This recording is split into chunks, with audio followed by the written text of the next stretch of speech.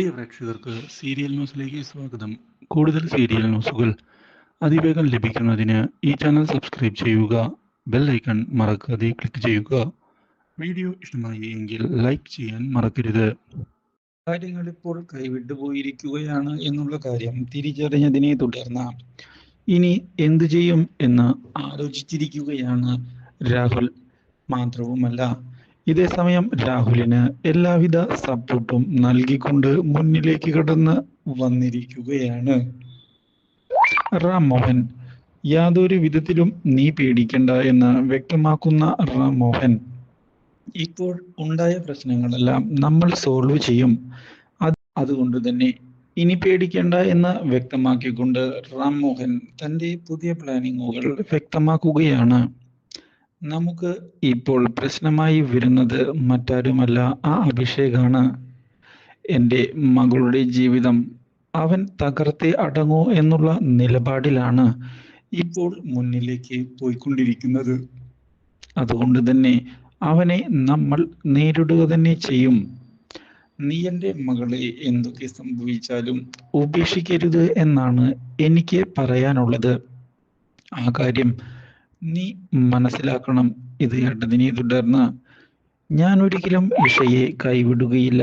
കാരണം ഇഷയെ എനിക്ക് അത്രയധികം ഇഷ്ടമാണ്. അവളുടെ സ്വത്തോ മറ്റു കാര്യങ്ങളോ കണ്ടല്ല ഞാൻ അവളെ സ്നേഹിച്ചത്. ആ കാര്യം അങ്കിൾ അറിയണം. അതുകൊണ്ട് തന്നെയാണ് ഞാനിപ്പോൾ ഈ കാര്യം തുറന്ന് പറയുന്നത് എന്നുള്ള കാര്യം അറിയിച്ചതിനെ തുടർന്ന് റാം മോഹൻ പുതിയ പദ്ധതികൾ പ്ലാൻ ചെയ്യുകയാണ്. എൻ്റെ സ്വത്തുക്കളെല്ലാം ഞാൻ ഇഷയ്ക്ക് കൊടുക്കാതെ നിന്റെ പേരിലേക്ക് മാറ്റാൻ പോവുകയാണ്. നിനക്ക് എതിർപ്പൊന്നും കാണില്ല എന്നാണ് ഞാൻ കരുതുന്നത്. ഇത് കേട്ടതിനെ തുടർന്ന് താൻ കാത്തിരുന്ന ആ ദിവസം വന്നെത്തി എന്ന് ഉറപ്പിച്ച് മനസ്സിലാക്കുന്ന രാഹുൽ ആകട്ടെ ഒന്നും അറിയാത്തതുപോലെ വീണ്ടും തൻ്റെ അഭിനയം മുന്നിലേക്ക് കൊണ്ടുപോവുകയാണ്. ഇതേ തുടർന്ന് റാം മോഹനെ ഉപയോഗിച്ചുകൊണ്ട് അഭിഷേകിനെ ഇല്ലാതാക്കണം എന്നുള്ള തീരുമാനവും എടുത്ത് പുതിയ നീക്കം മുന്നിലേക്ക് കൊണ്ടുപോവുകയാണ്. പക്ഷേ ഇതേ സമയമാകട്ടെ ദേവബാലയെ അപമാനിച്ചുകൊണ്ടുള്ള നീക്കങ്ങളാണ് ഇപ്പോൾ അഭിഷേകിന്റെ ഭാഗത്ത് നിന്ന് ഉണ്ടാകുന്നത്. നീ എൻ്റെ വീട്ടിലെ വെറുമൊരു വേലക്കാരിയാണ്. അതിൽ കൂടുതൽ ഒന്നും തന്നെ നിനക്ക് ഞാൻ വിലയായി കൽപ്പിക്കുന്നില്ല എന്ന നിന്റെ സാലറി എന്ന് പറഞ്ഞ് പൈസ മുഖത്തേക്ക് വലിച്ചെറിയുന്നു അഭിഷേക്. ഈ കാഴ്ച കാണുന്നത് ദേവബാലയുടെ അച്ഛനെ വരെ വേദനിപ്പിക്കുന്നു. ഇതോടെ ദേവരാജൻ ദേവബാലയെ ചെന്ന് കാണുകയും ദേവബാലയോട് ഇനിയും മോളെ ഈ വീട്ടിൽ താമസിക്കേണ്ടതുണ്ടോ എന്ന് ചോദിക്കുകയും ചെയ്തിരിക്കുകയാണ്. ഇത് കേട്ടതിനെ തുടർന്ന് ദേവബാല, ഞാൻ അങ്ങനെ തോൽവി സമ്മതിച്ച് പോവുകയാണ് എങ്കിൽ അതൊരു വില കുറവല്ലേ അച്ഛ എന്ന് ചോദിക്കുകയും, എനിക്കും ജീവിച്ച് കാണിക്കണം, എനിക്കും തിരിച്ചടിക്കണം, ഞാൻ അങ്ങനെ കാര്യങ്ങൾ വിട്ടുകൊടുക്കാൻ തയ്യാറല്ല അച്ഛ. എന്നെ ഉപേക്ഷിച്ച് മറ്റൊരു പെണ്ണിനെ കെട്ടി സുഖിച്ച് ജീവിക്കാം എന്നുള്ള അവൻ്റെ തീരുമാനത്തിനാണ് എനിക്ക് തിരിച്ചടി കൊടുക്കേണ്ടത്. അവന് ഒരിക്കലും രക്ഷപ്പെടാൻ സാധിക്കുകയില്ല എന്നുള്ള കാര്യം അവൻ തിരിച്ചറിയുക തന്നെ വേണം. അതാണ് എൻ്റെ ലക്ഷ്യം. അതിനു വേണ്ടി ഏതറ്റം വരെ പോകാനും ഞാൻ തയ്യാറാകും.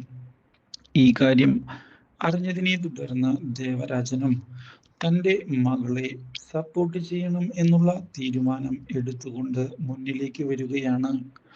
അവൻ്റെ അഹങ്കാരം കൂടി വരുന്നുണ്ട് എന്നുള്ള കാര്യം സത്യം തന്നെയാണ്. തിരിച്ചടിക്കാൻ മോളുടെ കൂടെ ഞാനും ഉണ്ടാകും. ആ കാര്യത്തിൽ യാതൊരു സംശയവുമില്ല. അതുകൊണ്ട് തന്നെ ഇനി എൻ്റെ ഭാഗത്ത് നിന്ന് എല്ലാവിധ സപ്പോർട്ടും നിനക്കുണ്ട്.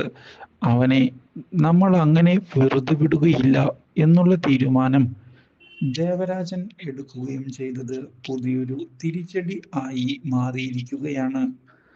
പക്ഷേ ഇതേ തുടർന്നാണ് സുപ്രധാനമായ മറ്റൊരു വഴിത്തിരിവ് ഉണ്ടാകുന്നത്. കാര്യങ്ങൾ ഇതേ തുടർന്ന് അറിയാൻ ഇടയാകുന്ന ഇഷ എന്താണ് അഭിഷേകിന്റെ തീരുമാനം ഇനി എന്ന് ചോദിക്കുകയാണ്. അഭിഷേക് ഇത് കേട്ടതിനെ തുടർന്ന് എനിക്ക് ദേവബാലയെ എൻ്റെ ജീവിതത്തിൽ നിന്ന് ഒഴിവാക്കണം എന്നുള്ള ആഗ്രഹം മാത്രമാണ് ഉള്ളത്. അവൾക്ക് ഞാൻ യാതൊരു വാല്യൂവും നൽകുന്നില്ല. അവളെ ഞാൻ ഉടൻ തന്നെ ഒഴിവാക്കും. ആ കാര്യം ഉറപ്പ് തന്നെയാണ് എന്ന് പറയുകയും ചെയ്യുന്ന അഭിഷേക് ഇതേ തുടർന്ന് ഡിവോഴ്സ് നേടുന്നതിന് വേണ്ടിയുള്ള നീക്കങ്ങൾ ആരംഭിച്ചിരിക്കുകയാണ്. ഈ കാര്യം ഇതേ തുടർന്ന് ദേവബാല അറിയാൻ ഇടയാകുന്നത് ദേവബാലയ്ക്ക് അപ്രതീക്ഷിതമായ തിരിച്ചടി ആയിരിക്കുകയാണ്. Do like, share and subscribe.